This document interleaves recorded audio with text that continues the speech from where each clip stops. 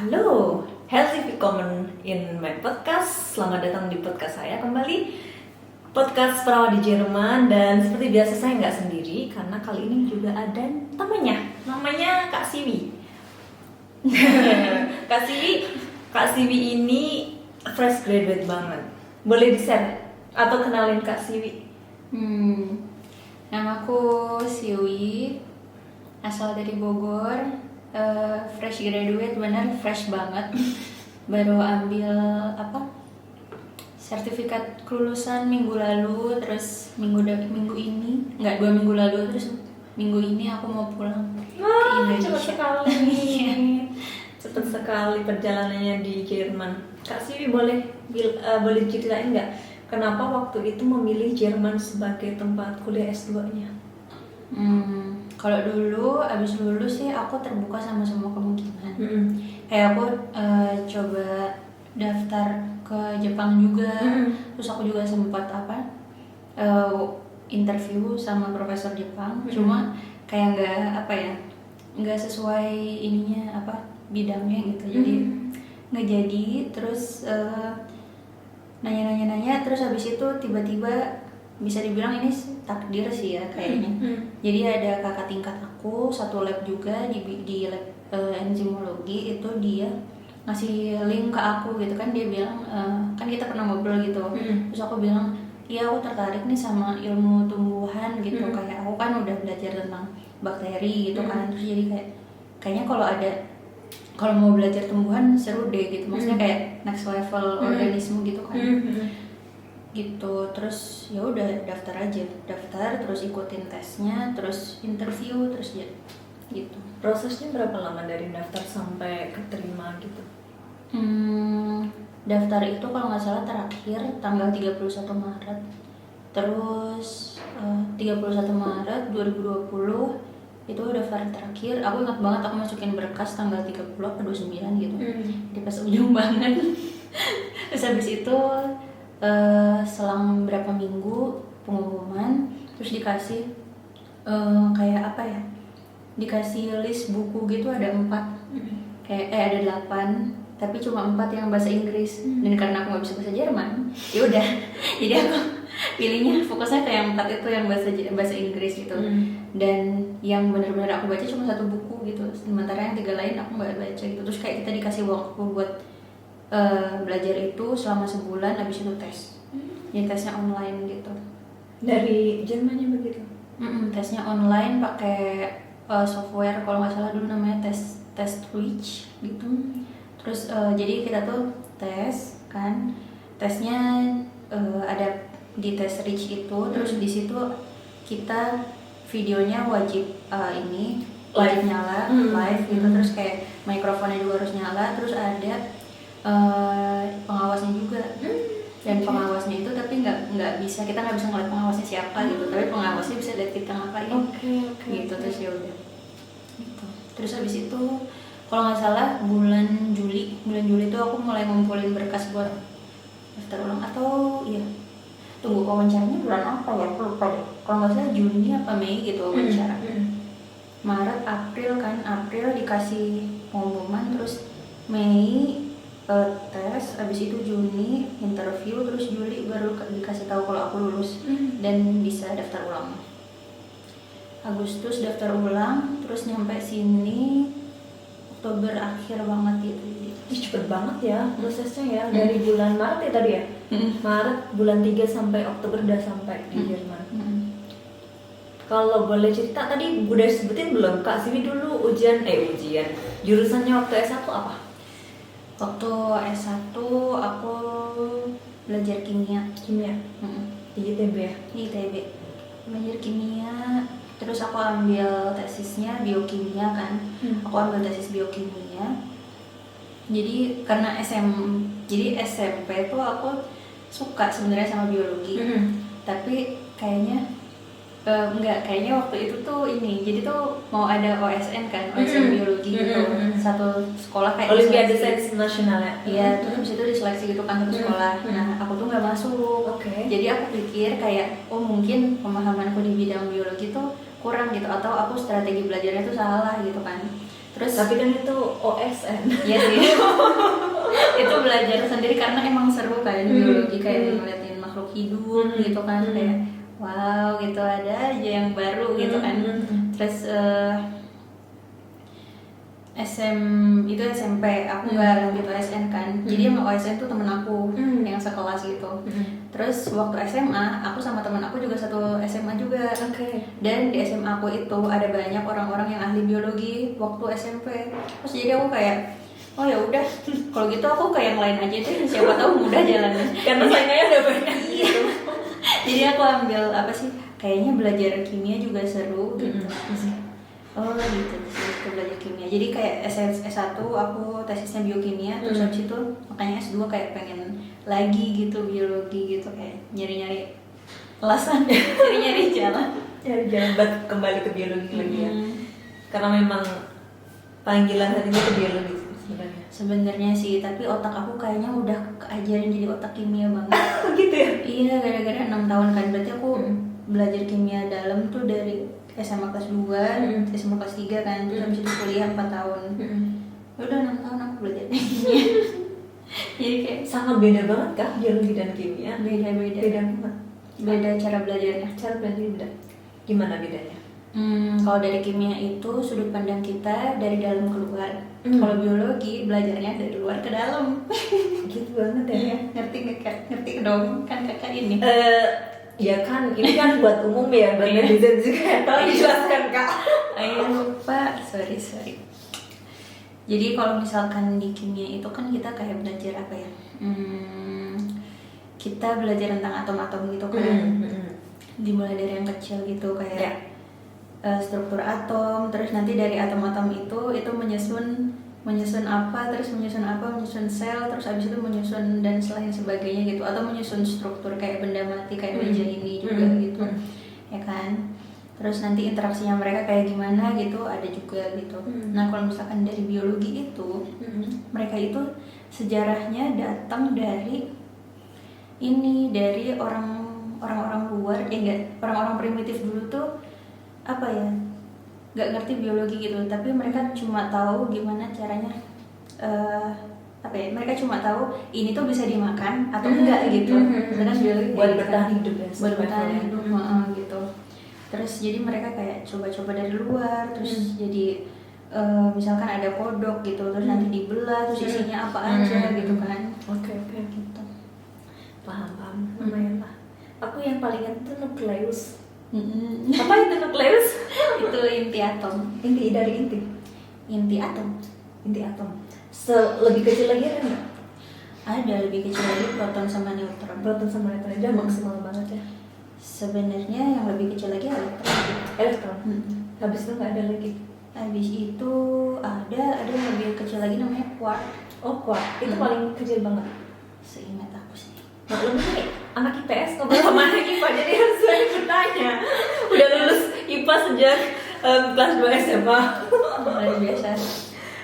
Selanjutnya ya, tadi kan di ITB jurusannya kimia, terus S2-nya kita nyebutnya apa? Itu deh, disebutin jurusan yang dalam bahasa Inggris atau bahasa Jerman apa namanya? S2.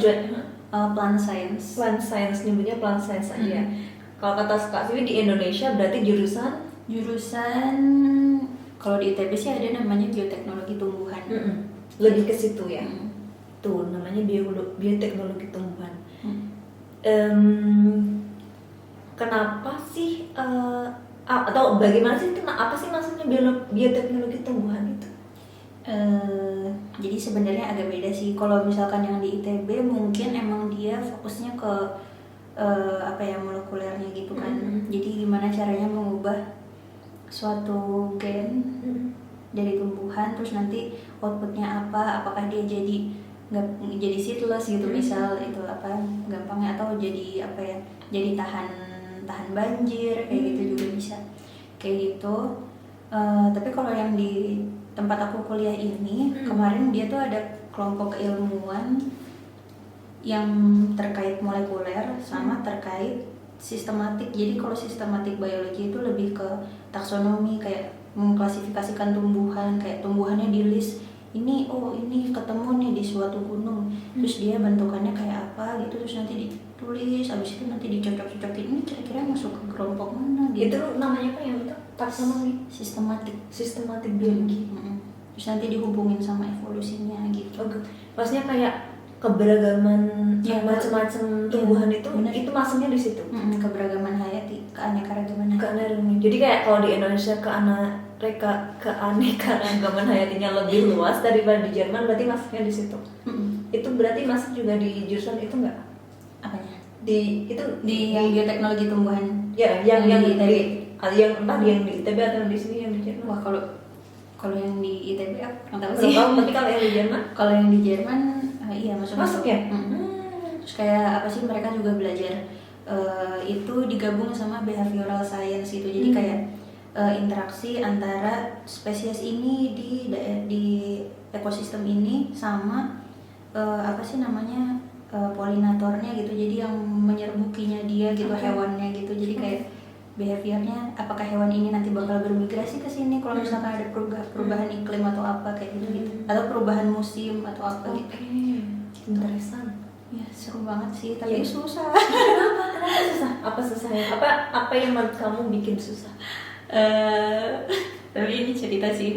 Jadi tuh aku tuh pas awal apply terus interview ditanyakan, kamu kira-kira mau ngambil tesis apa gitu kan, terus aku bilang Udah ditanya ya? Daftar aja udah ditanya. Udah tanya tesis. Oke. Ya aku belum tahu sih gitu, maksudnya aku belum tahu, tapi berdasarkan bekal yang aku dapat dari diajarin selama SMA dan kuliah, aku rasa molecular plant science tuh paling make sense gitu buat aku mendalami itu atau aku tesis di situ.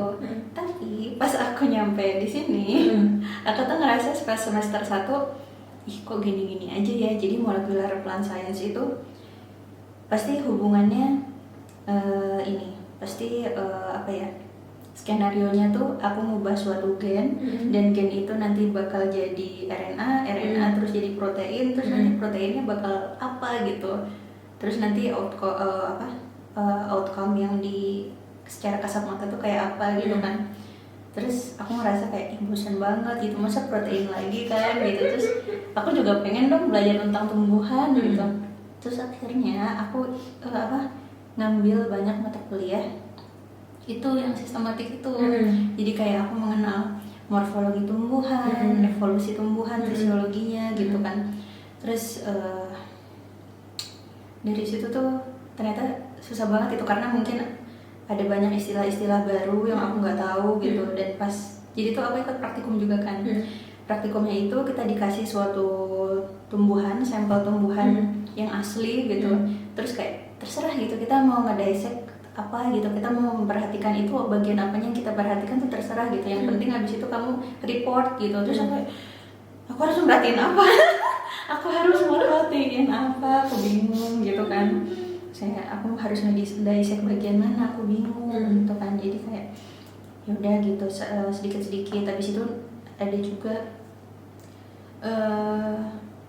itu mata kuliahnya tentang morfologi, fisiologi, dan evolusi tumbuhan berbiji. Terus ada juga aku ngambil morfologi dan evolusi bunga. Jadi tumbuhan berbunga kayak bunga-bunga gitu kan, seru kan. Terus di situ aku nggak bisa bedain mana mahkota bunga sama kelompok bunga. Karena mereka mirip ternyata. Maksudnya apa ya? Struktur bunga tuh ternyata lebih detail lagi ya. Iya, apa ya kita tahu. Iya, lebih apa ya, lebih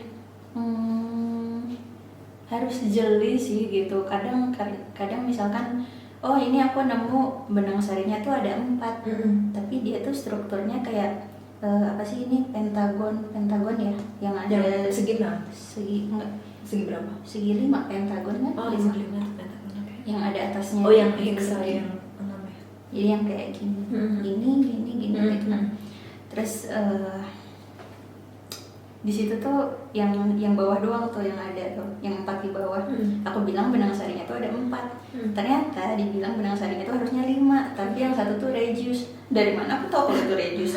Apa maksudnya reduce ini? Reduce tuh jadi selama evolusinya dia gitu, itu tuh nggak dibutuhkan gitu, makanya dia kayak otot yang atrofi gitu loh. Jadi dia kayak lama-lama nggak dibutuhkan, jadi mengecil gitu. Gitu.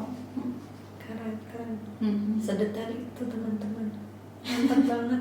Terus apa lagi nih? Maksudnya setelah belajar tentang plant science tadi ya, itu plant science itu kalau semua di seluruh dunia gitu ya, itu apakah emang di Jerman ini yang paling atau interesan paling bagus, atau kenapa Jerman interested pada itu gitu, atau ada tempat lain lagi yang sebenarnya punya potensi untuk lebih di ini selain Jerman? Mana ada tempat lain yang juga mungkin bagus untuk mempelajari itu? Plant science sebenarnya ya. Ternyata, maksudnya aku tuh awalnya nggak tahu, tapi pas aku nyampe sini aku baru tahu kalau misalkan di Jerman itu tempat yang paling baik untuk belajar plant science. Oh ya, karena banyak ininya, apa sih namanya, banyak ahli-ahlinya yang plant science yang nulis buku itu di sini gitu. Bahkan ternyata, jadi aku tuh sempat ikut research course kan, jadi dia tuh semacam internship tapi wajib untuk memenuhi STS, kayak SKS gitu kalau di Indo. Terus itu tuh supervisor aku, jadi supervisorku ada 2 kan, supervisor lapangan sama profesornya itu. Nah si profesornya ini ternyata suaminya adalah penulis buku yang apa sih, buku Strasbourger gitu kalau nggak salah. Kayak keren banget. Gak nyangka ya ketemu orang-orang hebat ya. Dan gimana kesan pertamamu sama mereka gitu, ketemu mereka atau? Aku setiap kali setiap kali aku ngeliatin dosen pas lagi ngajarin, aku ngerasa kayak ini orang kok bisa pinter banget, gimana caranya gitu. Tapi nggak cuma dosen di sini doang, dosen di Indonesia pun aku kayak terpukau. Kayak aku pengen jadi kayak gitu, aku pengen. Saya juga pengen jadi dosen kah? Dulu pengen. Sekarang juga pengen. Oke, masih di track yang sama. Terus habis itu ya, wow, sekeren itu ya. Kalau plant science ya, kalau dilihat-lihat pun sebenarnya apa bedanya kalau menurut kamu itu kalau diterapkan gitu ya? Kalau aku melihat sendiri, mungkin dari kacamata awamku, itu kayak Indonesia tuh lebih ragam gitu loh daripada tumbuh-tumbuhan atau apalah yang ada di Jerman gitu. Menurut kamu gimana setelah mempelajari plant science gitu?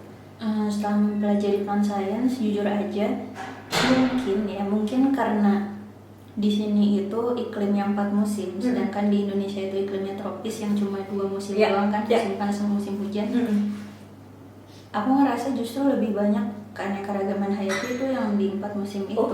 Karena apa ya, mereka tuh kayak punya adaptasi sendiri-sendiri gitu kan. Kayak ada yang apa sih, benar-benar tumbuhan yang jago bertahan di tempat yang sangat kering dan panas gitu. Ada juga yang jago bertahan di tempat yang dingin gitu, kayak di pegunungan Andes kayak gitu. Jadi kayak banyak banget. Terus bunganya di sini juga cakep-cakep. Iya. Bunganya cakep-cakep banget dan aneh-aneh. Sampai berapa derajat sih tumbuhan itu bisa bertahan hidup? Minusnya maksudnya? Apalagi kalau semua di Jerman gitu kan, kalau minus ya sedingin itu gitu loh. Kalau misalkan dingin banget, kalau setauku mereka tuh tetap punya suhu optimal buat berfotosintesis atau menjalankan metabolismenya gitu biar tumbuh kan. Tapi apakah itu cuma bisa dilakukan waktu ada matahari saja? Iya. Berarti mereka bisa berfotosintesis cuma waktu summer. Waktu ada matahari aja. Waktu musim panas saja. Tapi kan kalau misalkan musim dingin juga sebenarnya ada matahari kan, cuma fluxnya jauh lebih rendah. Oh gitu. Fluxnya jauh lebih rendah, flux mataharinya gitu. Terus biasanya juga mereka kayak punya micro environment sendiri, jadi mereka buat kayak misalkan tumbuhan yang kayak apa ya, kayak bantalan gitu. Jadi dia sebenarnya tuh kumpulan dari tumbuhan kecil-kecil, tapi dia banyak gitu. Dan dia rapat gitu, rapat dan membentuk kayak buntelan. Terus di situ tuh di dalam buntelan itu dia punya micro environment sendiri, jadi lebih hangat di sebagian sini dari di luar. Jadi begitu ya mereka menyiasatinya ya. Kayak keren banget sih. Wow, cool. Terus apalagi yang ditemukan perbedaan tumbuhan di sini sama di sana? Kalau mungkin karena aku belajar tumbuhannya pas di sini, aku kurang pengetahuan sama tumbuhan di negeriku sendiri gitu. Jadi aku nggak bisa ngejudge dulu gitu. Aku harus tahu dulu, belajar dulu yang di Indonesia kayak gimana, baru aku bisa menyimpulkan. Karena sejauh ini emang di kuliah ya, karena kita di sini belajarnya yang di sini. Oke, paham lah. Karena memang tuntutan. Tapi Sivi kalau kuliah ini pakai beasiswa atau pakai biaya sendiri? Aku alhamdulillah aku dibayarin sama orang tua.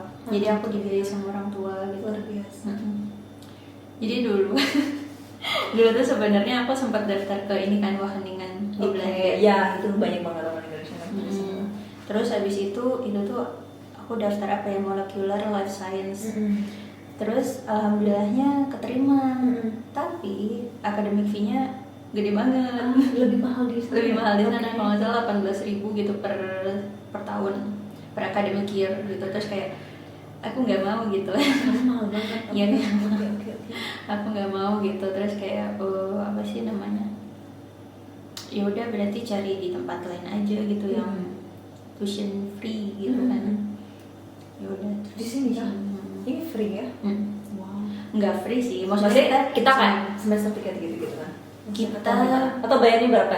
Coba deh berapa? Kita bayarnya kalau misalkan kan kalau Wageningen kan dia 18.700 apa nggak tuh? Euro ya? 18.700 euro ya per academic year. Ya. Kalau yang ini dia tuh 80 sampai 140 euro. Jadi jauh banget bedanya per semester. Itu per semester. Itu per semester aja udah murah banget ya. Kan itu buat apa sih administrasi. Coba kan itu kalau dihitung kan paling 80 sampai 100 berapa tadi? Sampai berapa? 140 kali 17.000. Itu kan nggak sampai berapa juta ya? Lebih murah dari Indo. Iya, bahkan lebih murah dari di Indonesia. Lo kuliah di Jerman ternyata. Dan bahkan di sini tempat yang kayak semacam pusatnya gitu ya buat plan studies itu, plan science. Terus gimana? Tapi sebenarnya yang memberatkan buat orang-orang itu biasanya kalau misalkan belum punya tabungan, karena emang di awal kan harus ada deposit untuk kita 1 tahun hidup di sini kan. Jadi depositnya dulu tuh aku 10.000 euro untuk 1 tahun. Oh itu tuh untuk 1 tahun ya? Untuk 1 tahun. Aku pikir 1 semester. Enggak, 1 tahun. Oke. Ada 1 semester aduh. Oke. Aku udah pulang duluan. Terus ya itu yang susah buat orang-orang biasanya gitu. Tapi kalau misalkan udah nyampe sini, kalau udah punya tabungan itu, terus habis itu nyampe sini kita masih bisa nyari kerja sampingan juga. Jadi kayak bisa lah untuk bertahan hidup ya. Bisa. Luar biasa. Terus sama ini sih, sama aku sebenarnya lumayan hoki gitu. Jadi aku kayak kayaknya selama ini yang membantuku tuh doa ibu sih, doa orang tua gitu, sama doa guru-guru juga kan. Aku minta doa guru gitu aku ini nyari kuliah di Jerman, sama juga doa ini bapak kos. Bapak kos di mana? Bapak kos di Bandung. Wah, luar biasa. Saya lagi daftar nih ke Jerman gitu, dia bilang gitu. Oh iya, semoga dapat orang Jerman gitu. Nggak mau. Videonya begitu. Iya. Nggak mau menetap di Jerman gitu, aku bilang gitu. Dari awal udah gitu bilangnya. Dan nggak pengen menetap di Jerman. Karena pertimbanganku orang tua aku di rumah di Indonesia. Ya. Terus jadi kayak aku suka sama Indonesia, aku suka sama budaya Indonesia gitu. Jadi kan meskipun kata orang-orang gitu ya, gitu, enggak sih. Enggak sih, Apanya nih? Lanjut Kak. Masih ada plus minusnya nanti. Ada plus minusnya. Pasti ada dimanapun itu. Iya. Oke.